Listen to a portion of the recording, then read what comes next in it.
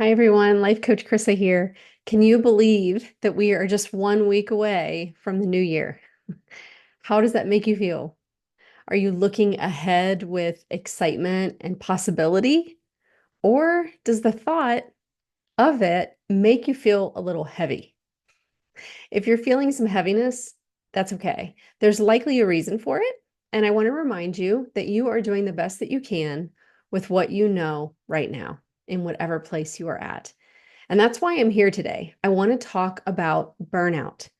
As we're heading into a new year, I want to shed some light on this um, situation that we can find ourselves in so that we can gain some clarity and insight around it. Okay, so today we're going to identify where burnout might be sneaking into your life, and we're going to create a plan to help you manage it more effectively in the years ahead. Right? You really do deserve to thrive, not just survive as we head into 2025. That was a rhyme that I didn't intend. So let's get started. All right. Burnout is a feeling many of us know all too well. It can be the resentment that simmers beneath the surface, like the quicker, anger the anger will flare up quickly when things don't go as planned, and maybe the frustration that just feels like it follows us everywhere. I know for me, burnout wasn't just an emotion, it manifested into like an overindulgence in certain areas of my life. I think areas where I felt like I could control things. And sometimes that showed up in the way of overeating, over drinking, and overworking. And so I thought that's just how life was until this one day in, I think it was 2020, when a coach asked me, "Have you ever thought about this differently?" And that simple question like opened me up to thinking about things completely differently. It was the first step towards a breakthrough that I didn't even know was possible. So if you're stuck in burnout, I want you to know this. There is another way. And so today we're going to explore what causes burnout, the price we pay for staying there, and practical steps you can take to move towards a breakthrough. And eventually, maybe you can even get to thriving. So, stop having your hopes and dreams for the upcoming year just disappear over time, right? You can make them happen just like I have. Because burnout often begins very subtly. It can creep into our lives through patterns of overcommitment, perfectionism, or really neglecting our own needs. And for many of us, it's fueled by the belief that we have to do it all and we have to do it perfectly.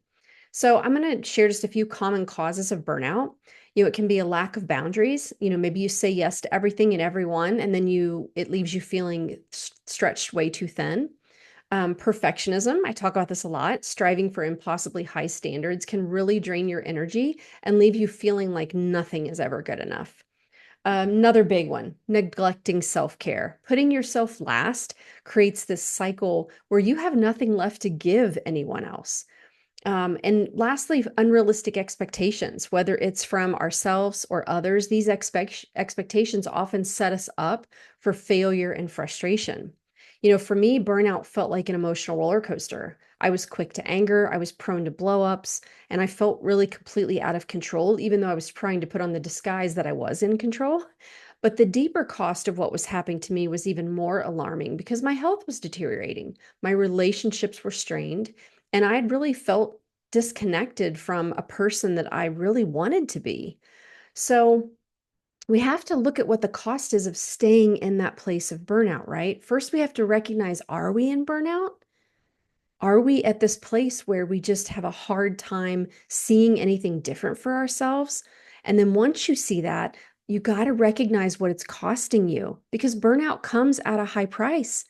And not just for you, it affects your relationships, your health, and even your ability to show up in the world as your best self. So here's some things I've learned. Relationship strain. Burnout is going to create distance between you and the people you love most. For me, it really showed up as irritability with my husband, my kids, and in my work environment with my brothers that I ran a company with. My health decline, mentally and physically, burnout was taking its toll on me.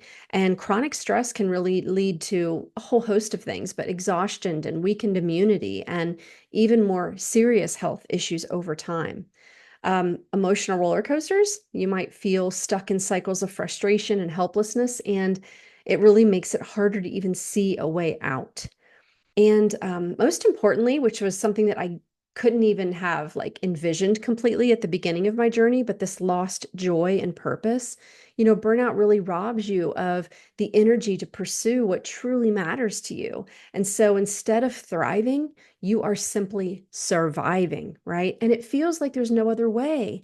But that's what I'm here to tell you. There is another way. I've completely transformed my life. I was in burnout, didn't know it at first, had someone point it out to me, like I'm trying to do with all of you in a very loving, compassionate way, and then help you start to see what could be possible, right? So I think the first step towards breakthrough is the awareness, right? You can't change what you don't acknowledge. So once I became hyper aware of how like my thoughts and my feelings and my actions were creating my reality, I realized that that meant I have the power to choose differently, right? And so some practical steps to kind of get you moving from that burnout to on your way to thriving, it really has to start with number one, self-care. That was my first step. And it's one that I encourage everyone that I work with to take because you need to create a daily self-care practice. I don't care how small you start. It could be a 5-10 minute walk, journaling for a few minutes, or just sitting quietly with a cup of tea and noticing your busy mind. And consistency is really the key. Over time, these small moments of care is going to build into a foundation of resilience for you. So it's super important.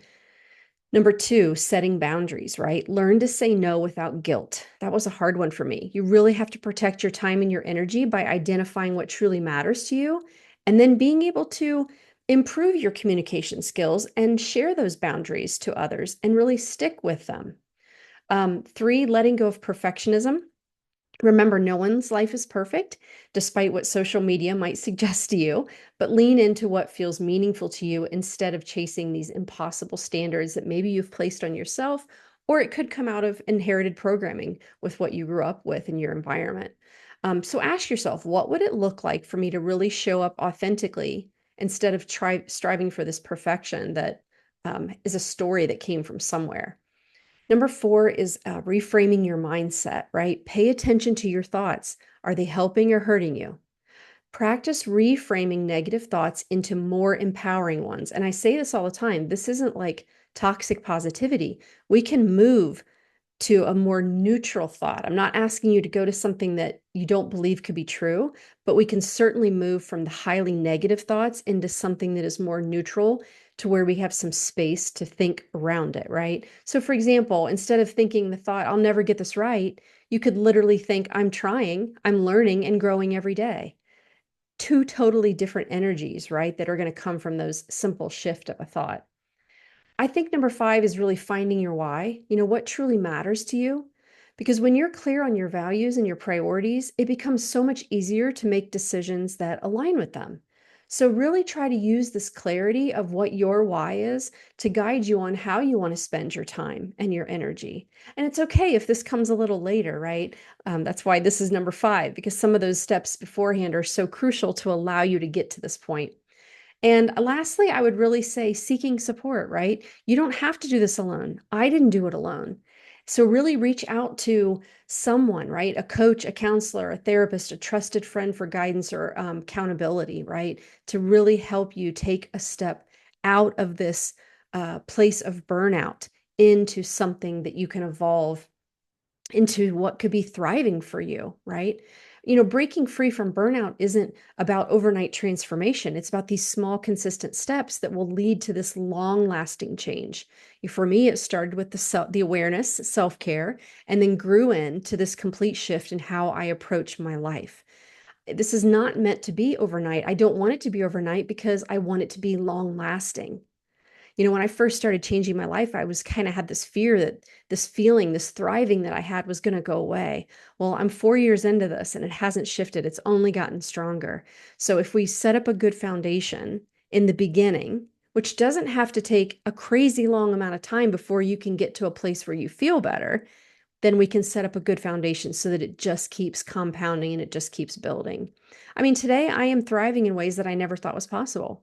My relationships are stronger. My health is better. I feel a deep fulfillment and sense of purpose. But most importantly, I think what I get so excited about is how I've been able to learn to navigate life's challenges with so much more grace and resilience. This isn't a situation where, oh, I've just been problem free for 4 years. No, I have them. The life's and challenges that come and go every day, but it's how I've been able to just ride that wave of life and feel more in control and empowered than I ever did before. So as we move into this new year, I want the same for you. Don't settle for just surviving when you can thrive.